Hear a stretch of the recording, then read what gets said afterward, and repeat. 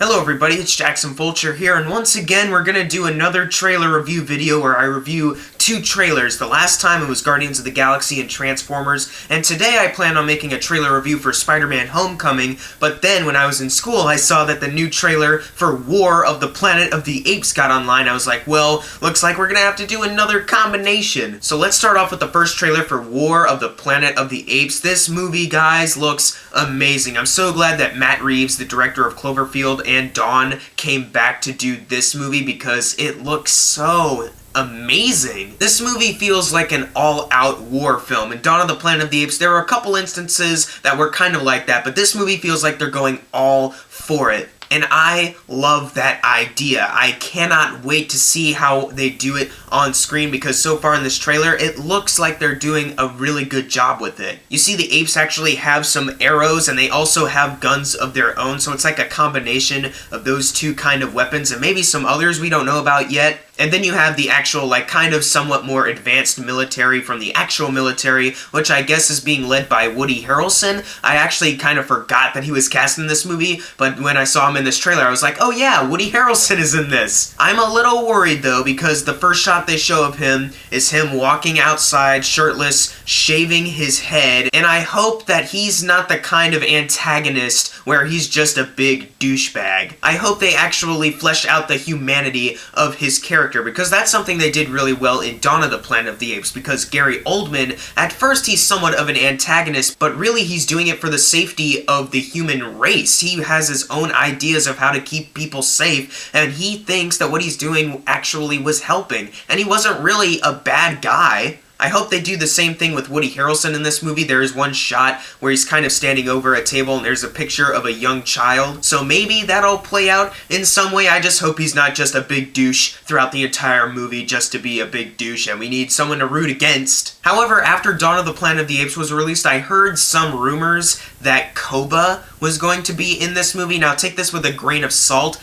but during the credits of Dawn of the Planet of the Apes, it was reported that you could hear heavy breathing, and an interviewer actually sat down with the director and asked, was that breathing supposed to be like Koba? And Matt Reeves pretty much said, yeah, that was pretty much my idea, that was Koba's breathing. So maybe Koba is alive, and maybe he's gonna show up in this movie. If Koba doesn't show up, I think that's fine. I don't know how else they're gonna go with his character, but if he does show up in this movie, I wouldn't be complaining. He's really awesome. I do like the idea of Caesar turning more dark, because in the other two movies he is a little bit more sympathetic to some of the humans, but in this movie it looks like he's just done with it and he's ready for a war. Well, maybe not completely done, because you have the orangutan that's carrying around this young girl. Not sure what that's about. I actually didn't rewatch it to check, but is the photo that Woody Harrelson has that girl, or was that a boy? Like, I remember blonde hair, and the girl had blonde hair. I don't know if the kid in the picture had blonde hair. Either way, I'm sure they're gonna work something in so that the girl makes sense and that she's not just an annoying sidekick. But really, this movie seems too smart to do anything annoying like that. Overall, this trailer promises great things. The war sequences that they're showing off so far look incredible, cinematography-wise and just visually-wise. Obviously, I don't think I need to mention too much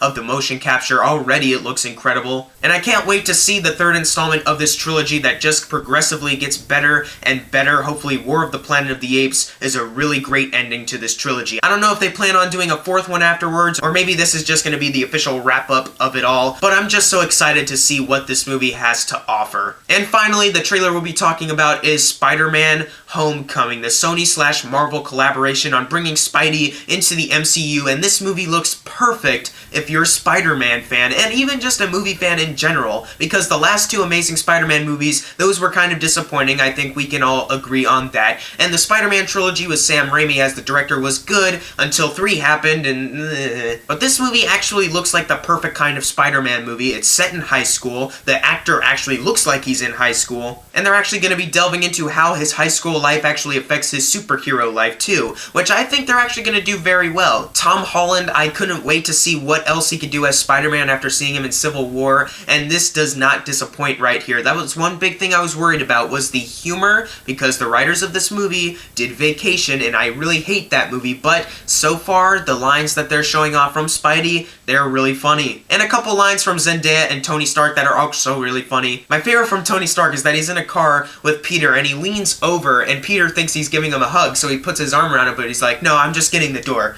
Good luck out there, kid. That made me crack up. That was my favorite line in the whole trailer. I like how they're incorporating the new web wings. I know that's been shown off recently. Kind of interesting. They didn't have the clip that they kind of teased the trailer with Happy Hogan, Jon Favreau, he's back. They didn't actually have that in this trailer, which I guess is fine. We don't necessarily need that in this trailer. But also something about that, if you notice, you can see his metal web shooters on him, so I guess that takes place before Civil War. So I think like the first part of this movie is going to take place before Civil War, because there's also a shot where he's like on sand, and he looks like he's been beaten up really bad, and he's wearing his old Spider-Man outfit that's really crappy. So I guess they're going to be having some flashbacks to early attempts at being Spider-Man or something like that. There's one thing I need to question though regarding Civil War. There's a clip from the airport fight that Peter is watching in class, but who filmed that? Did Peter set up a camera to the side to film himself?